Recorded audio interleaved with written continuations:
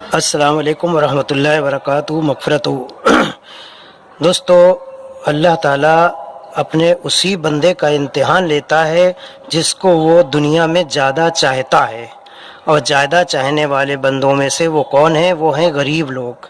اللہ کے بڑے پسندیدہ بندے ہیں، اللہ انہیں بہت چاہتا ہے، اس لیے کہ اللہ نے ہی تو انہیں غریب بنایا ہے، ورنہ چاہتا اللہ تعالیٰ تو جس طرح سے امیروں کو امیر بنایا ہے اسی طرح سے غریب کو بھی امیر بنا دیتا، پر امتحان جو لیتا ہے اللہ تعالیٰ وہ غریب سے ہی لیتا ہے تو، اور غریب کو چاہتا بھی ہے۔ اور قیامت کے دن غریب کا سب سے آگے حق ہوگا، اور سب سے زیادہ آگے آپ صلی اللہ علیہ وسلم کے ساتھ میں جو ہوں گے وہ غریب لوگ ہوں گے، اور ان سے اللہ بڑا خوش ہوگا اس دن۔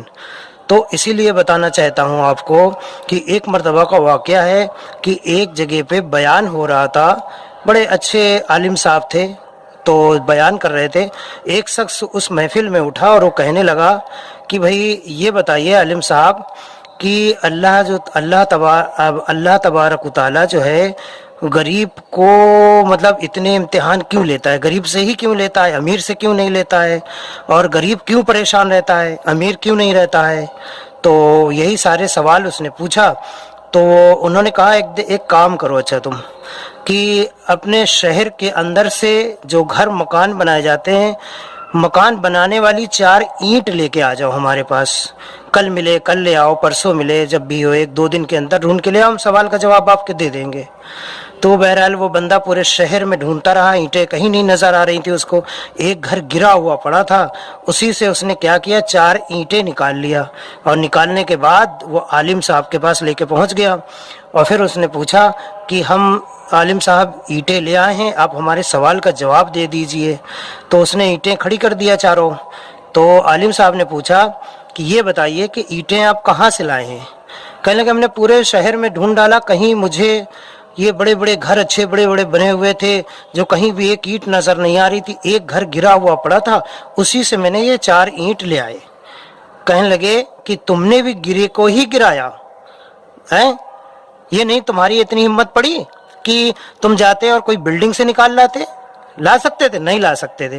تو اللہ تعالیٰ بھی اسی طرح سے اسی کا امتحان لیتا ہے جو اللہ کے نزدیک زیادہ ہوتا ہے۔ اللہ جسے چاہتا ہے اپنے غریب بندوں کو ہی زیادہ چاہتا ہے، اسی کا ہر طرح کا امتحان لیتا ہے، کبھی کسی طرح سے، کبھی کسی طرح سے، کبھی کسی طرح سے۔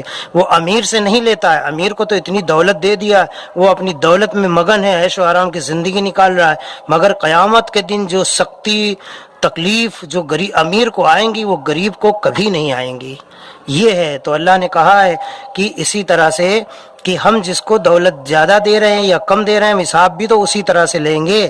تو یہی وجہ ہے کہ ہم غریبوں سے زیادہ پیار کرتے ہیں، محبت کرتے ہیں، ہم انہیں چاہتے بھی ہیں، ہمارے نبی کا بھی یہی طریقہ ہے، اسی لیے ہم ان کا امتحان بار بار لیتے رہتے ہیں، اور وہی ہمارے نزدیک سب سے زیادہ کامیاب ہیں۔ اور امیروں کا تو حساب کتاب ہم لے ہی لیں گے، اور اگر وہ حساب نہ دے پائے تو ان کے لیے بڑی کڑی سزا ہے قیامت کے دن۔ تو اللہ تعالیٰ ایسی کڑی سزاؤں سے ہم سب کی حفاظت کرے، اور بھرے ہماری زندگی میں کتنا بھی غریبی پریشانی آ جائے مگر اللہ ہمیں اپنی محبت سے اور نبی کے طریقے سے کبھی دور نہ کرے۔ اللہ تعالیٰ ہم سب کو کہنے اور سننے سے زیادہ عمل کی توفیق عطا فرمائے۔ وآخر الدعوانا الحمد للہ رب العالمین۔ اللہ حافظ۔